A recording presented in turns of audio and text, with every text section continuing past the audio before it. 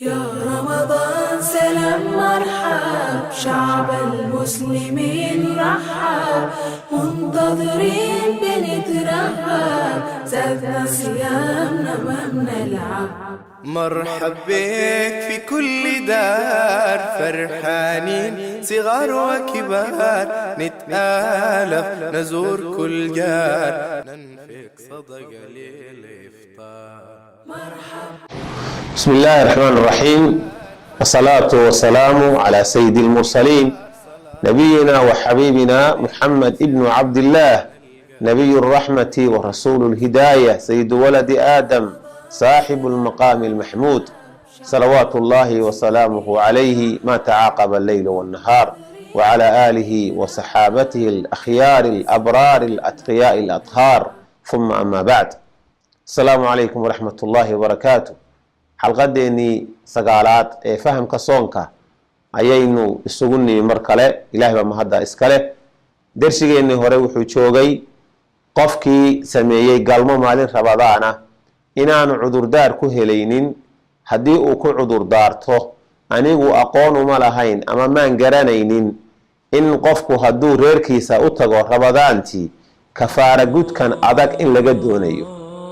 mar haddii uu xurmada maalinta garanayay, galmadu inaan la ogolayna uu garanayay, oo jaahil aanu ka ahayn, cuquubada ka dhalanaysa ama ha ogaado ama yaanu ogaanin cudurdaarku ma laha. arrintaas waxaa ku tusinaya xadiidka abu hurayre uu warinayo ee saxiixa ah. nabiga calayhi salaatu wasalaam, jaa'ahu rajulun, nin baa nabiga u yimid sal allahu alay ali wasalam. markaasu wuxuu uga warramay inuu halaagsamay, isagoo dhabanada iska dhirbaaxaya, timaha iska rifaya, sidii nin hawl adag ku timi markaa ay dee muuqanayso runtii hawl adagna galay, oo maalin reerkiisii u galmooday rabadaana uu nabiga u yimi sal allahu alay ali wasalam. dabeetana rasuulku salawaatu ullahi wasalaamu calayhi wuxuu ku laasimiyey kafaaradii inuu la yimaado, inuu kafaaradii la yimaado. kafaaradaas rasuulku ku laasimiyey salawaatu ullahi wasalaamu calayh. ma ujeedaa? sidaa awgeed marka war 2 bilood soomi kari maayo, 60 miskiin quudi, waxaan ku quudiyo ma haya rasuulka ilaahay. rasuulku iska fadhiisuu yidhi salawaatu ullahi wasalaamu calayh, ama isagaabaa fadhiista. dameer lagu sido 30 saac oo timira nabiga loo keenay sal allahu alay wasalam. meeye kii markii dhoweyd buu nabigu yidhi sal allahu alay wasalam, way ka rasuulka ilaahay, qaad salladan intaasoo saac ay ku jiraan oo timirta ah, orodoo ku sadaqayso dadka fuqarada iyo masaakiinta. rasuulka ilaahay baan allii xaq ugu soo saaray baan ku dhaartay, magaalada madiina labadeeda buurood inta u dhaxaysa mujtamaca ku nool qof iga saboolsani kumaba soo hoydo aqal ka mid ah. rasuulku intuu dhow la caddeeyey salawaatullaahi wasalaamuhu calayhi ayay orodoo haddaba adigu intifaacso oo markaa quudoo cun. waa meeshay fuqahaadu leeyihiin ninkaasi ma halkaasi kaga dhacday haddii uu waayey wixii uu ku bixin lahaa, mise waa dayn lagu leeyahay dib inuu ka soo bixiyaa fiican. waa jiraa hadalkaa inay fuqahadu isweydiiyeen. qofka laakiin dimadiisa sida u wanaagsan, maadaama uu ilaahay ku gafay axkaamtiisii shareecada ee tashriica ahayd, uu ku gafay naftiisiina, uu ku gafay xurmadii waktigana uu jabiyey, waxaa wanaagsan inuu ilaahay subxaanahu watacaala rukhsaadka uu kaga badbaadi karo waxa kan ee la siiyey waa inuu la yimaado. markuu waxelana uu iska bixiyo ayaa fiican. haddii qofku uu reerkiisii u tago oo isaga oo hawshii ku jira salaadii subax la adimo ama fajarkiiba dhasho, wajaba calayhi an yanzil, waxaa waajib ku ah inuu markaa hawsha joojiyo ou soo dego ayaa waajib ku ah. soonkiisuna waa saxiix. xaaladatan haddii xitaa hadhow markii uu hawshii isoo bartamaha maraya la adimay oo fajarkii dhashay ka soo baxay markiiba uu xamaamkii galoo istinjoodo, haddii hadhow markaa dib isagoo markaa aanay manidii ka imanna soo degay, hadday dib hadhow ka timaado fajarku markuu soo dhashay kabacdi hadday timaado manidii, wax ba'siya ma laha, soonkiisana waxba yeeli mayso. lianna waktii ay u bannaanayd inuu reerkiisa u tago ayaa waxa weeyaan hawshani uu galay. waktigii ay mamnuuca ka ahaydna uu joojiyey. marka raadka ka dhashaa xukunka uu qaadanayo waa xilligii qofka kan waxaanay u bannaanaayeen ayuu la xukun qaadanaya. marka ilaahay subxaanahu wa tacaala rukhasaadka sharcigiisu aad bay u qiimo badan yihiin. hadduu laakiin iska sii wado oo hawshiisii dhammaysto ilaa bacda duluuci alfajr, soomkiisu waa fasahaadaya marka uu hore uga soo bixi waayo meeshii. waxaana laga rabaa maalinta inta ka dhiman inuu af haysto, towbadna waa laga rabaa, kafaarana waa laga rabaa, kafaara muqallada inuu sameeyo, inuu maalintaas soo qadayana waa laga rabaa.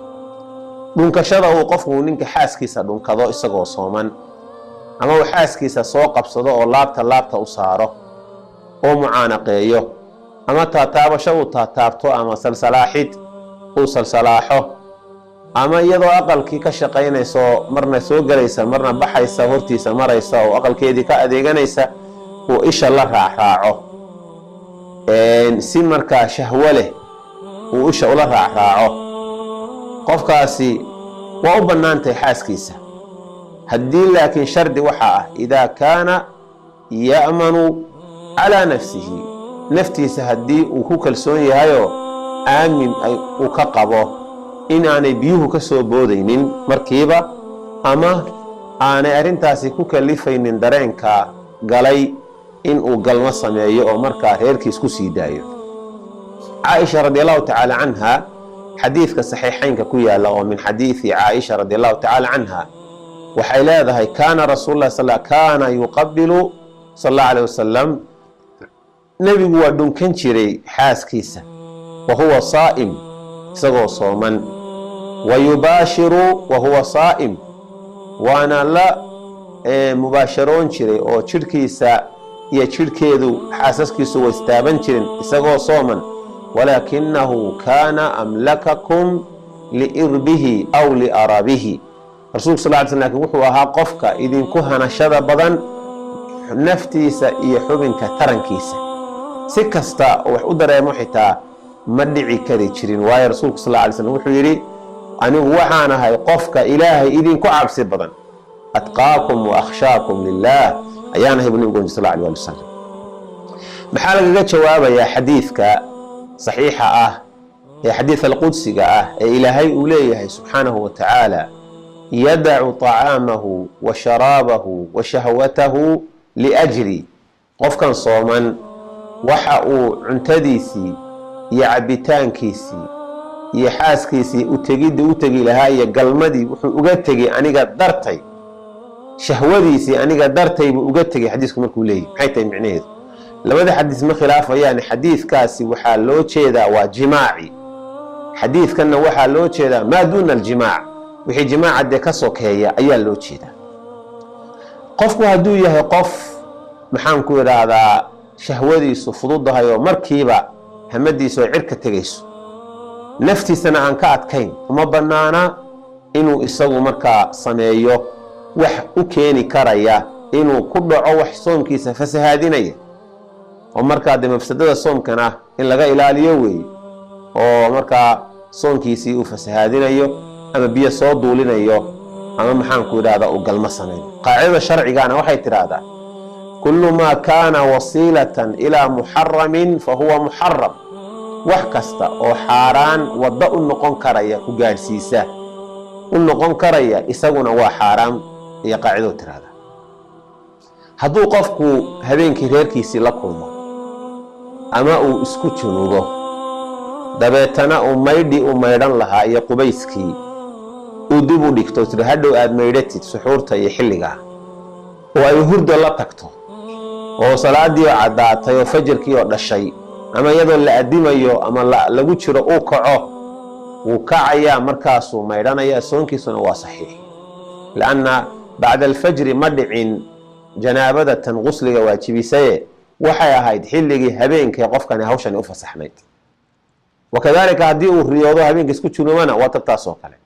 waxaa la mid ah haddii gabadhii xaydkii uu ka go'o oo ay damacdo inay berito soonto, oo iyadoo weli aan maydhan soonkeediina niyeysatay, suxuurteediina qaadatay, oo waagii markaa ka dilaaco waa soomaysaa, soonkeediina waa saxiix, dibna way ka maydhanaysaa. taasina waa saas. waxyaabaha marka mufatiraadka ah qaybtaas inta aan ku joojino darsiga labaad.